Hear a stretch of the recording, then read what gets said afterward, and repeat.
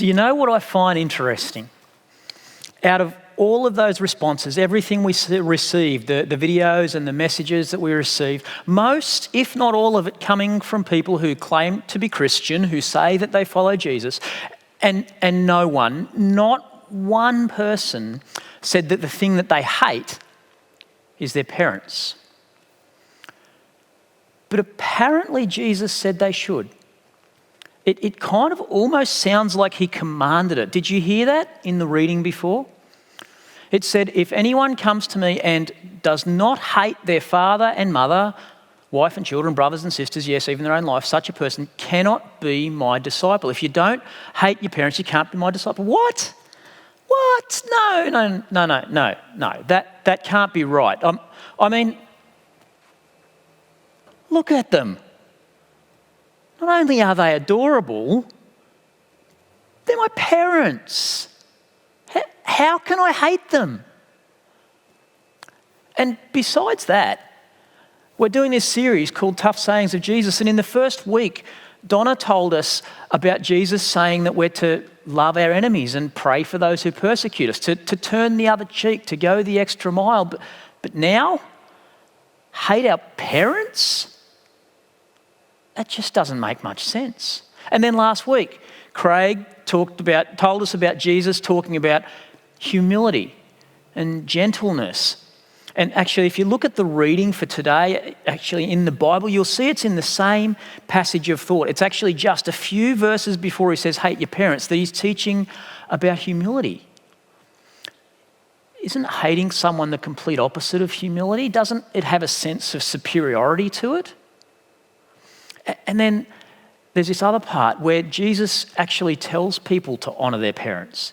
In Matthew chapter 19, verse 19, someone's asking him about, what's the important stuff about life? And Jesus kind of gives an answer, and part of that answer he says, honour your father and mother and love your neighbour as yourself. Honour your father and mother. And Jesus was Jewish. And the law and the Jewish religion is based around the Ten Commandments. And the second one, number 2, second from the top, the runner-up of all commandments says, you will honour your mother and father. No. Something must be wrong, right? Maybe Jesus was confused and used the wrong word. Or maybe whoever was writing it down when Jesus was talking, maybe they had really, really bad handwriting, like even worse than mine. And maybe Jesus actually said you must rate your mother and father. That's a good burger, I'd rate that. That's what he meant, right? Not hate, it was rate. Rate your mother and father. That's what he meant, isn't it? Or not? Let's assume for a minute that it's not a mistake. Let's assume that if it's still written there in that Bible some 2,000 years later, that someone has already had a really good look into it and has decided it's not a mistake. What do we make of that then? If Jesus really was all about love and gave messages and instructions about love and kindness, if he did honour the Ten Commandments, including the call to honour your mother and father, why the H word? Why tell his followers and consequently down through the ages essentially tell us to hate our parents? That seems a bit tough. No wonder we call it Tough Sayings of Jesus. So I just want to invite you to unpack this a little bit with me. So let's think first of all about our definition of hate. So I looked at a couple and they were all very similar. So we'll go to the all trustworthy World Wide Web. And dictionary.com tells us that to hate is to dislike intensely or passionately, to feel extreme aversion or extreme hostility towards, to detest. So that's a pretty clear, pretty strong definition of this word hate. And I think it would probably be widely accepted as how we define hate. Someone who sent in their messages to us when we asked for messages of hate said, my dad wouldn't let me use the word hate. And I think a lot of us are probably familiar with that type of sentiment because of that type of definition of the word hate. And so this idea to detest, to passionately despise. Let's think about that in light of some of the things from our videos and our comments that we got during the week. Do I have extreme, passionate, active hostility toward mess or towards waiting? Do I detest them? Am I disgusted by them? So much so that I can't be around them. If I go into someone's house and it's a mess, I'll cringe or walk away. Do I hate mess? Do I hate waiting that much? Do I hate Brussels sprouts or chili or mosquitoes buzzing in my ear at night in the same way that I hate injustice or that I hate racism? Do I hate pineapple on pizza?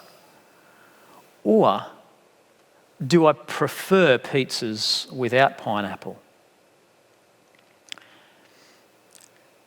And does it really mean the same thing when I tell someone I hate you as it does when I say I hate pickles on my McDonald's burgers? So I hope you're picking up with me here that whilst we have a fairly immediate reaction to the word hate and a fairly strong reaction to what we understand the word hate to mean, we seem to use it in ways that actually don't really mean that at all. And so maybe Jesus was doing something like that here.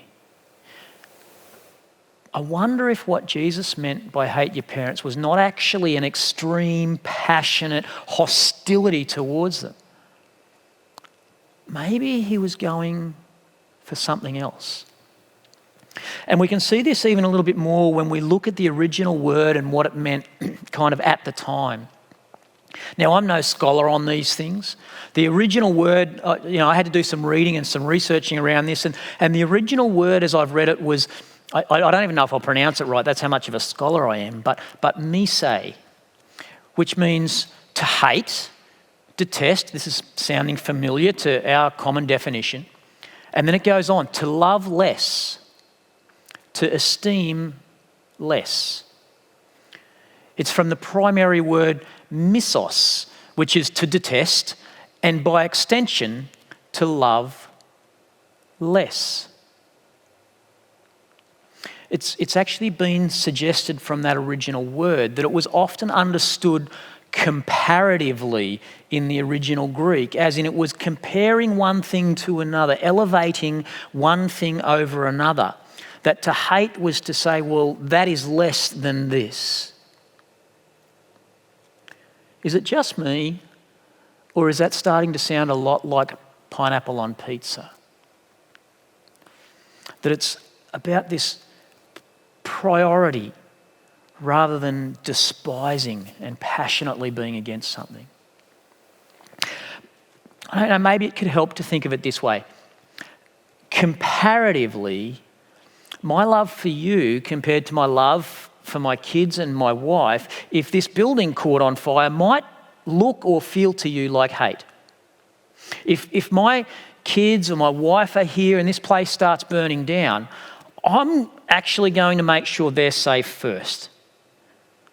Now, you might sit there saying that I must hate you because I'm not helping you, and frankly, I probably couldn't blame you for feeling that way in that moment. Or you can get up and get out the door. It's up to you. But comparatively, it could look or feel like I hate you because I'm not prepared to help you in that moment because my priority is on them. So we get this picture of this comparative sense of priorities. We could pick up on a hot issue in our world. Black Lives Matter. Black Lives Matter is about what needs to be a priority right now. It doesn't mean that other lives don't matter. It doesn't mean that other people with other skin tones and racial heritage don't have value or importance. It might sound to some people sometimes that saying Black Lives Matter is the same as saying I hate non-black lives, but it's not. It's not saying in any way, shape or form that other lives don't matter. It's just saying that in this particular time of history, in this place, at this specific moment, there's an issue in our world that needs our attention. There are issues and concerns that need to be seen and considered and addressed in Anglo-Saxon communities for people of non-Anglo-Saxon descent. Comparatively, it's important in our world right now that we focus some time and attention on what's going on for those people, and that we allow their voice to be louder than the other voices. We're not going to let other things, many of which are really important and worthwhile things, distract us from where our attention needs to be. This needs to be a priority. So there's this sense that this hate your parents thing is more about priorities, more about comparing our attachment to one thing, in this case Jesus and following him, and comparing that to another thing, in this case the importance and influence of our loved ones.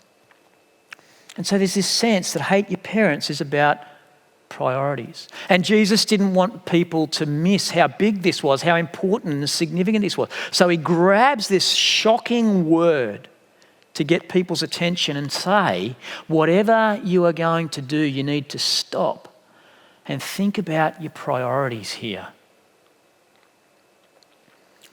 One of our English translations of the Bible, a New Living Translation, uses a different sense over this hate your parents thing. It uses these words. It says, you must, by comparison, hate everyone else. If you want to follow me, if you want to be my disciple, you must, by comparison, hate everyone else.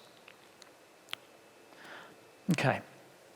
So, after all of that, we took quite some time coming to terms with just that one small word and what it means. Let's turn our attention to the bigger picture of what Jesus was saying in this passage.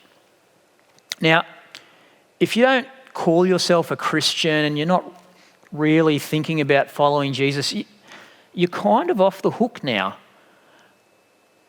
because Jesus is talking to those who want to follow him, people who want to live under his guidance and direction. And so if that's not you, you're kind of off the hook for now. And I say for now because I want to circle back to you in a minute. See, I actually think there's some brilliant truth and wisdom in what Jesus says that's really worth thinking about.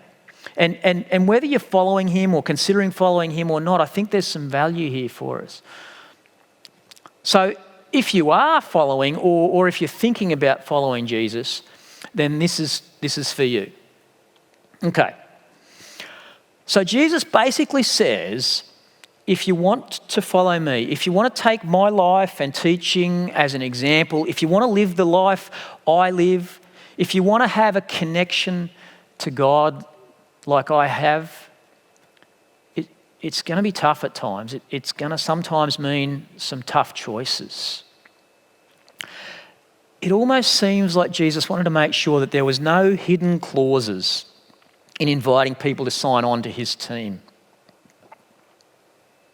And so Jesus gives this invitation to the people who want to follow him. And the first part of his invitation is he says, know your direction, know who or what you're following.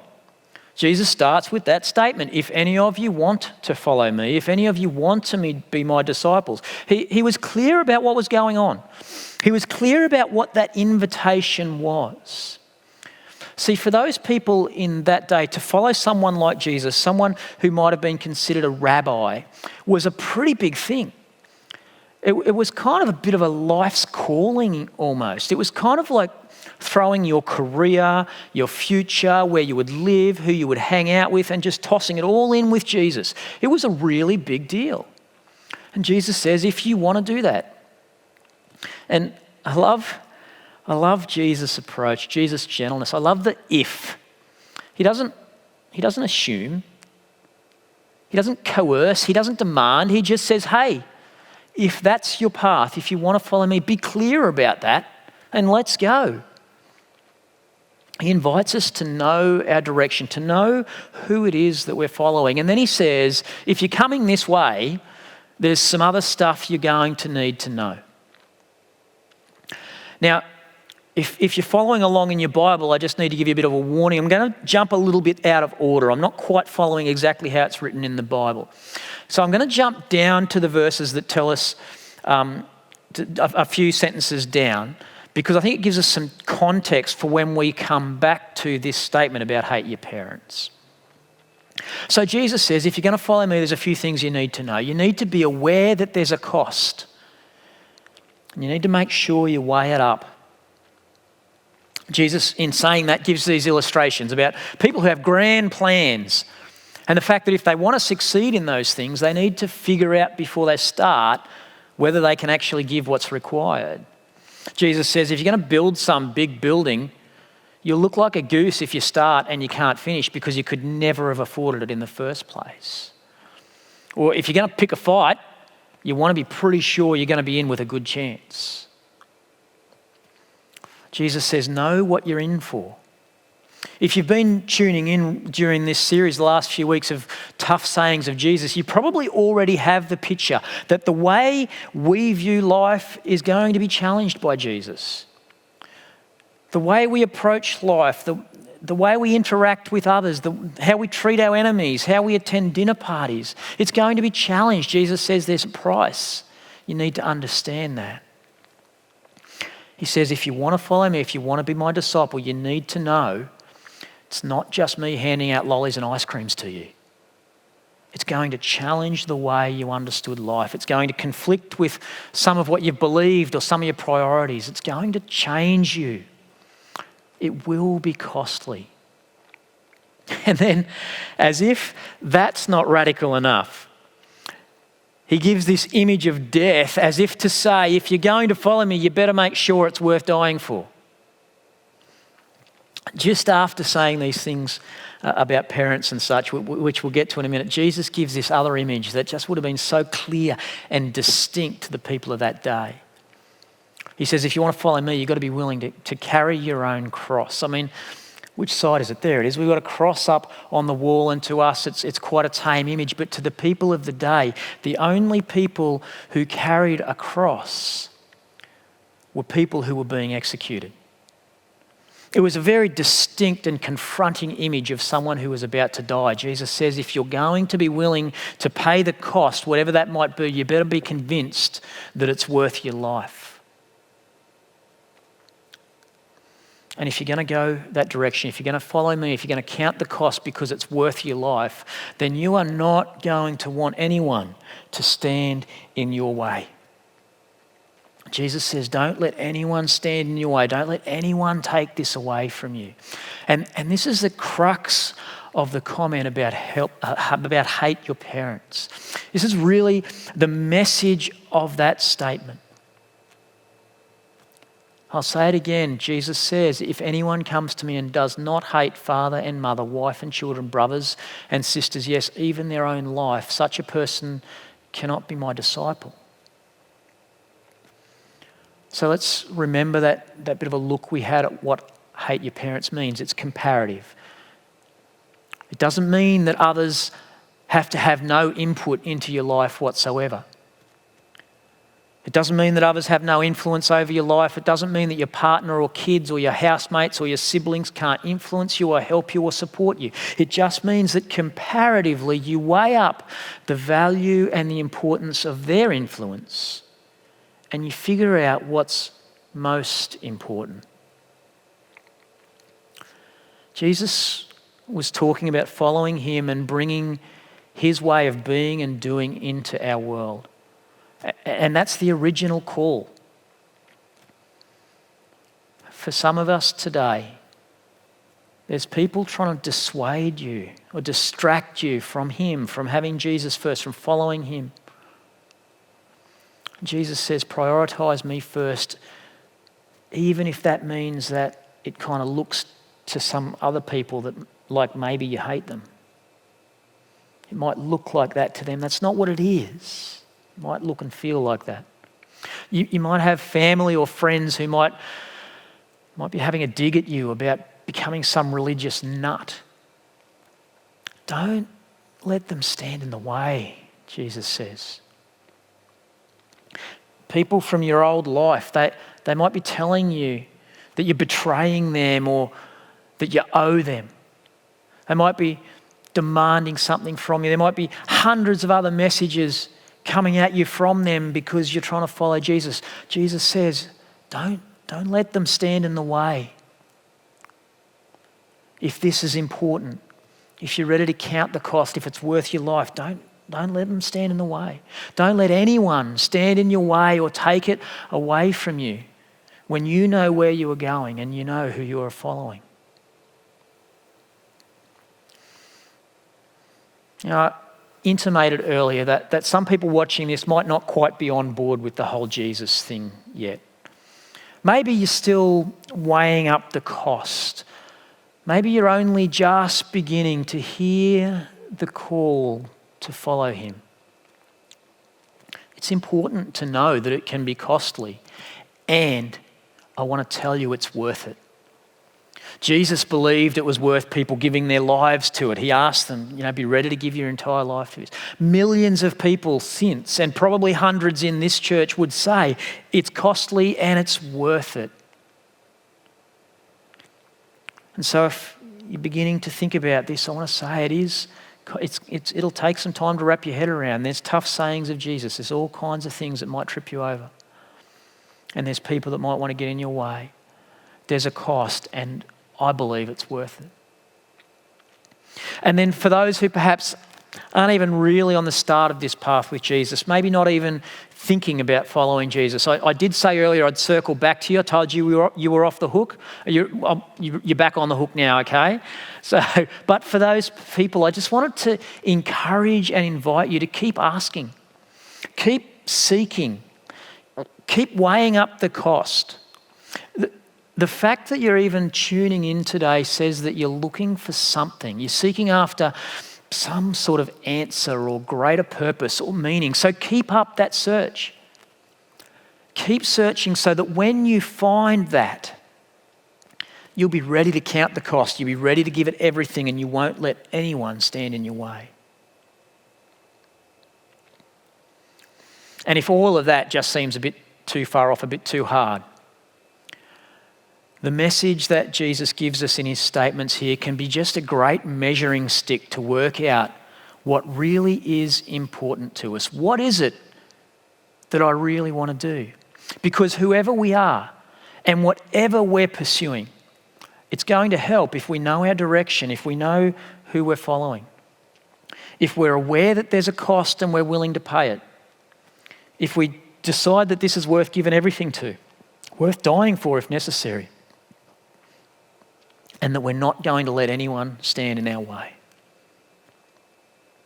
What a great measuring stick to determine what's important in our lives. So what do we do with this? I want to say, if you have questions about this, maybe questions about why is it worth following Jesus? You say it's worth it, but you're not telling me much more about it. If it's so costly, why is it so good? What's so radical or costly about it? There could be a bunch of questions going on in your mind. I'd love to invite you to consider joining us in an online course that we're doing. It's called Alpha, and part of the purpose of Alpha is to allow people to wrestle with these questions and to explore what it might mean to follow Jesus. And so that's a great opportunity and something you might be interested in. And there's an email address which I think will pop up on the screen. I think it's alpha@nbc.com.au or something along those lines. And we would love to hear from you if you're interested in getting on board with that. Time's running out to get into that, so make sure you get onto that today. Maybe for you're at that point that you've been considering following Jesus and you're hearing him sort of say, if you want to follow me, and you're like, you know what, yeah, I do. I'm in. I want to follow Jesus. If that's you today, what I want to do is I just want to share a quite simple little prayer with you and just invite you to, whether it's out loud in your lounge room where you are or just quietly in your own mind, just to repeat these phrases after me. So let's just do that now. If you're just thinking, yeah, I think I'm on board. I think I want to follow this Jesus guy. I'm hearing him say, if you want to follow me, I'm willing to count the cost. I don't want to let anyone stand in my way. I just want to invite you to just out loud or in your mind, just pray this prayer after me. Jesus, I believe that following you is worth it. And I want to follow you. I want the life and the relationship with God that you demonstrated and that you offer. I turn from living my life my own way or having others and their ideas or opinions direct my life. And I want you to take charge and no one to stand in my way. I receive your life and your spirit right now, and I give my life to following you and living life your way. Amen.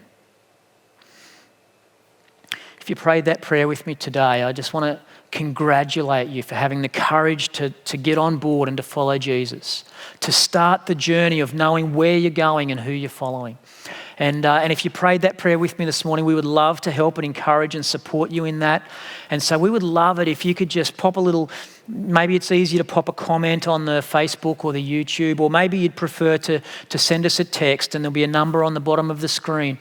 And all you need to send is your name, if that's all you can do.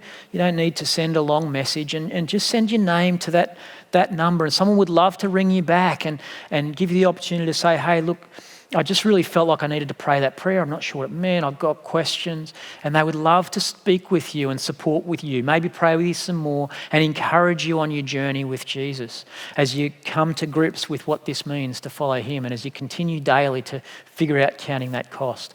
That's a tough journey to do alone, and we would love to support you in that. So pop a comment down there in the YouTube or Facebook, or pop us a text, and we'd love to support you in that. So for people who are wanting to come on board and follow Jesus, what about for people who are thinking, you know what, I've lost my direction. I don't know where I'm going or who I'm following anymore.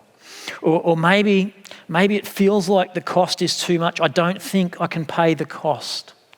Or maybe I've seen that I'm letting someone else stand in the way. Comparatively, I've gone, actually, if I look at it, I'm probably hating Jesus compared to these other influential people in my life. And you'd like to just reach out, then again, we would love to hear from you so that we can support you, pray for you, speak some words of encouragement over you, hear about your hurts, whatever the case might be. If you're having trouble, you want to follow Jesus, you've been trying to follow Jesus, but something's standing in the way, someone's in the way, or the cost is too great, why don't you pop a message in the Facebook or the YouTube, or again, send us a text to the number on the bottom of the screen. And again, just your name is fine. Someone will give you a call back and have a conversation and just see what's going on for you and support you. Maybe you've got a friend of faith. Maybe you're connected to our church or to another church community somewhere, and you know someone who you look up to in the faith, and you sort of think, maybe they could help me. Maybe you'd like to reach out for them. Maybe sending your name in a text to someone you've never met is a bit scary, but maybe there's someone you know that you feel comfortable with that you can reach out to. Maybe you are, or you've been part of a life group or home church or Bible study or whatever you call it in your world, and maybe you can go to them and unpack this and say the cost is too great, or whatever it is that you're struggling with. And you know what? Absolutely anything else that maybe you could use some support or some help in today, we would love to do that. So comment in the comments or send us a text to that message, and someone would love to be in touch and just do that journey with you. I'm going to hand over to the band now, and they're going to bring for us a song. It's just entitled Everything. And so it kind of echoes this idea, this sentiment of being willing to give everything, being willing to even lay down our lives if necessary for that which we believe in, and in this case, to following Jesus. And so if you want to spend some time just reflecting, maybe praying, talking to God about what's going on for you, now and this song's a great time to do that. Or popping in a comment, sending us a text message, now's a great time to do that. Really want to encourage you while it's fresh on your heart and mind. Do it now. The music's here to wash over you, to encourage you. And if you need to sing along with the music, by all means sing along with the music. But don't let that distract you from what you might need to do today. Don't let the music become prioritised over Jesus today. Let him have the priority. And don't let anything stand in the way. God bless you this week as you go forward and find what it is that you're following, who you're following and where you're going. And I hope and pray that Jesus will lead you well in that quest. God bless you each.